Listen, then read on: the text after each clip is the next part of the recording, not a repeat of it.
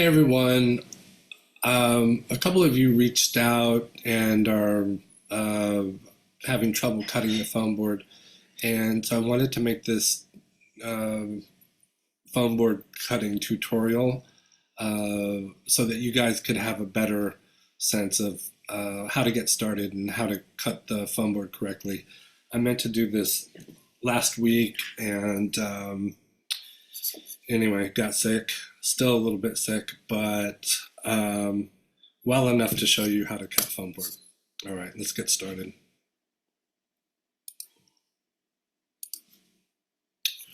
Okay,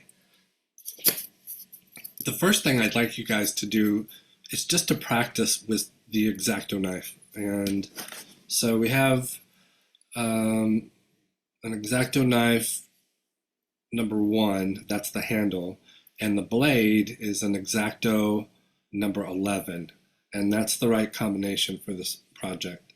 What you'll see is that if you find an old X-Acto knife, like in a junk drawer or something like that, the blade is almost always dull. And so it's important that you start off with a fresh new blade. In fact, I was cutting stuff earlier. I'm just going to switch right now. One of the things you can do that is just good form is the old blades. You can just find an extra piece of foam board and stick the sharp end in there, and then you can toss it out. But don't just toss blades into the trash like that. Okay, so I'll go ahead and I'll put on a new blade, and I'm ready to go. So to hold the X-Acto knife, I'll put my finger right behind the blade so that it's actually touching a little bit. And for me, that gives me kind of a feel of, where the blade is and the angle and stuff. The other end of the X-Acto knife should go into the heel of your hand, so right about here. And it should feel like kind of a straight line, just coming out from your arm through the knife to the end of the tip there. So kind of a straight line. When you cut it, you want to make sure that the blade, I'm sorry, that the knife handle is about 45 degrees, right? So if that's 90, that's 0, and so that's about 45 degrees. And then the blade itself is going to end up being probably about 30 degrees or a little bit higher than that. And that's the correct angle.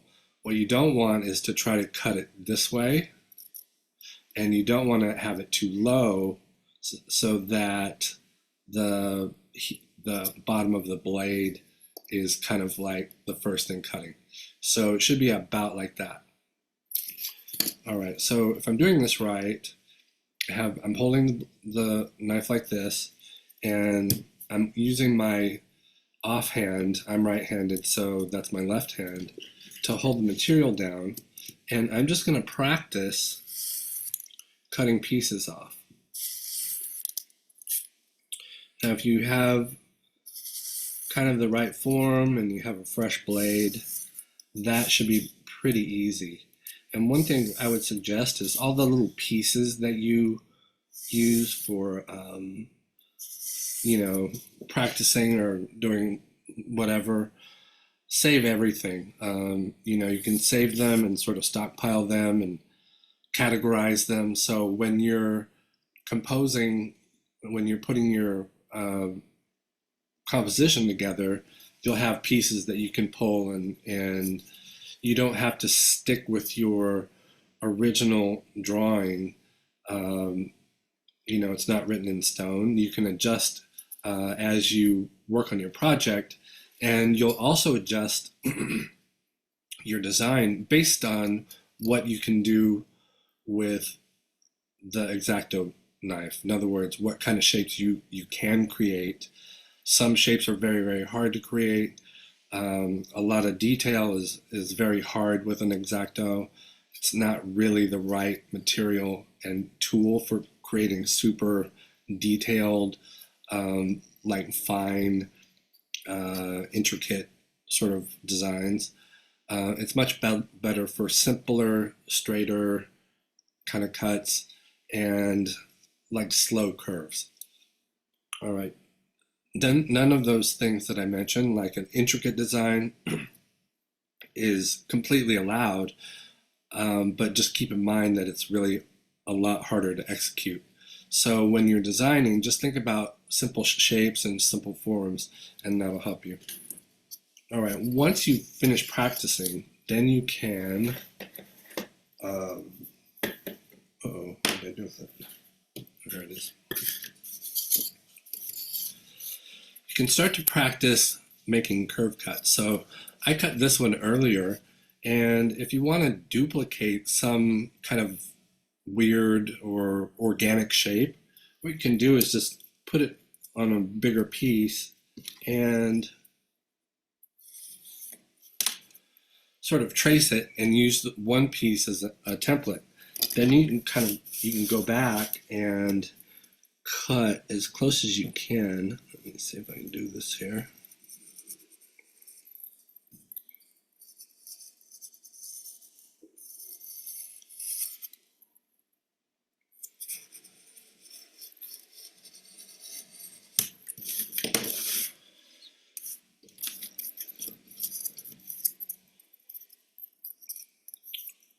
So then you can stack them, and what happens there is you start to add volume and mass, and that's what we're looking for in this project. So I made these forms a little earlier, and in this project what we're looking for is stacked layers, right? This gives you volume when you stack it this way, actual volume with mass. So the name of the project is, volume and mass, and that's going to be the focus. And the reason that's the focus is because once you start building volume and mass, your 2D design mysteriously turns into a 3D object, right? And the more you can contrast these big blocky volumetric shapes with pieces that are flat, then you really start to see the difference between working in 2D and then working in 3D. I made this one because if this is a volume and with mass, and this is just delineated around the contour lines. It's kind of the same volume, about roughly, but this one is an implied volume, and implied volume is project 2, and we'll be doing implied volumes with wire. So this should not show up in project 1. That's implied. And this is an enclosed volume. An enclosed volume means just that. There's space on the inside and the rest is enclosed. This is what we're going to focus on in project 3 in the paper folding project. And then project 4 is the transitional volume, where you'll create a volume and then a lid that opens and closes. But that's the simplified version of it. For this project, I would like you guys to think about volume with mass. So this is 6 layers. This is, if we're talking about your bottom layer and 6 layers up, that's as high as you can go. So that's the maximum.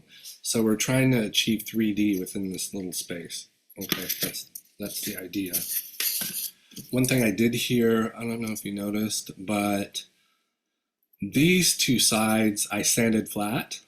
And if you look at this side, you can see the difference, So this is, it's still like volume with mass, but it reads, that can be a little distracting. So if you can smooth it out, then it sort of really highlights the mass within this volume. All right. So let's see, we cut straight lines, curved lines. Another thing I wanted to show you is once you're pretty comfortable with the X-Acto knife, you can probably go ahead and cut out your main your bottom piece. So this this is 11 by 12, so it's not going to be. Ideally, I would have had enough left over to make this 12 by 12, but what happens is, if you imagine this is your full piece that you get from, you know, Blix or Target or whatever, I know that on the edges, a lot of times the edges are kind of dinged up, or, you know, kind of crushed in or not perfect. And this is kind of optional. If you want to make sure that your edges are nice and clean, what you can do is just trim off the bad part, right? So I'll just do that really quick.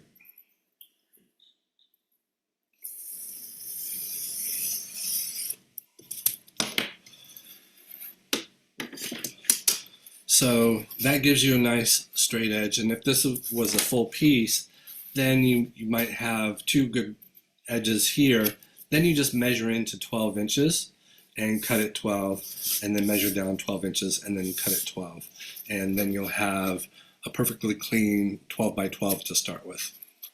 All right, and one more thing that I wanted to show you is how to cut a circle. So a lot of the designs that I've seen already have circles in them, and it's very difficult to cut, to use a circle cutter to cut foam board. And there are circle cutters available, but they don't cut circles this small.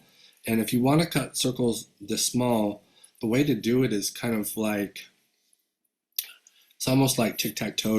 You make a tic-tac-toe, straight lines around it, and then you just cut those straight lines out.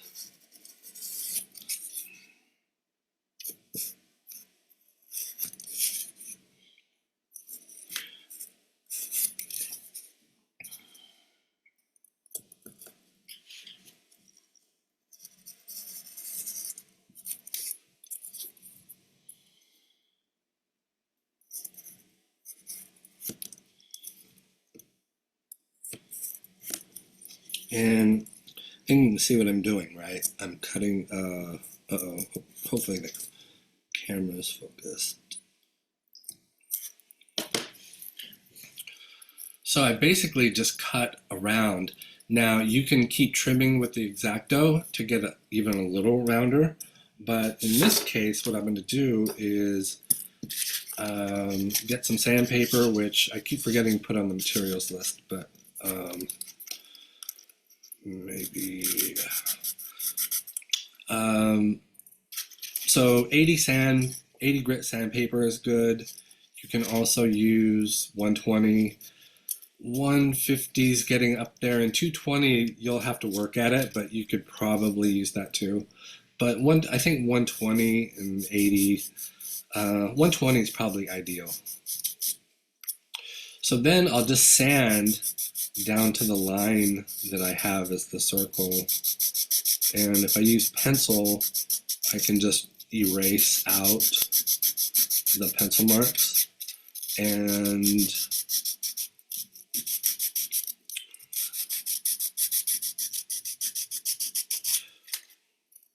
so I don't know, that was what, 90 seconds of me also talking. So these you can make them pretty quick. You could probably make one of these in a minute. Okay, and you'll see that the edge is a little bit furry, the paper, and so the way to get rid of that is just kind of sand downward, and it sort of shears off the paper, and that way it's nice and clean. Okay, so that's an acceptable circle.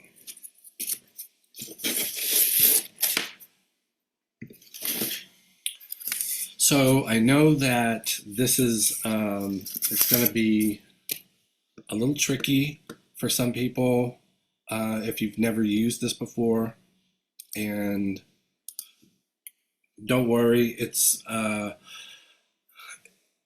there's always troubles in the start, and if you go a couple hours and you're not able to like get it, you know, if you're struggling, immediately contact me and we'll get on Zoom. We'll, you know,